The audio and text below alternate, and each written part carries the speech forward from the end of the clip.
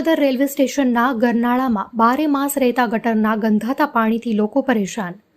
પહેલું સુખ તે જાતે નર્યા। કહેવતમાં જો માણસનું આરોગ્ય સારું હોય તો વાંધો નથી આવતો, પરંતુ જો કોઈને કોઈ કારણસર સ્વાસ્થ્ય કથલેલું હોય તો લાચાર બની જાય છે।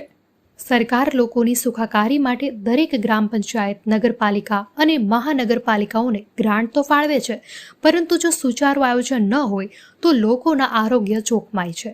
રાજકોટ જિલ્લાનું ભાયાવદર નગરપાલિકાનો દરજ્જો ધરાવે છે અને રેલવેની લાઇન પસાર થાય છે।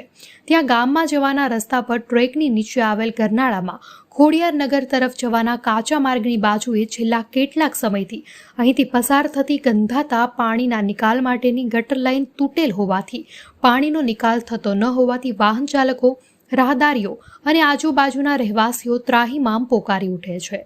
ગંભીર રોગચાળો થવાની પૂરેપૂરી શક્યતા રહેલી હોય સ્થાનિક સત્તાધીશો આ મુદ્દાને ગંભીરતાથી લઈને કાયમી ધોરણે સમસ્યા હલ કરે એવી માંગ ઉઠી છે। રાજકોટ જિલ્લા કલેક્ટરે આ સ્થળની જાત તપાસ કરવાની જરૂર છે, તો ખબર પડે કે સ્થાનિક સત્તાધીશો કેટલા બેદરકાર અને ફરજ પ્રત્યે ઉદાસીન છે। અહેવાલ અતુલ શુક્લ, લોકાર્પણ।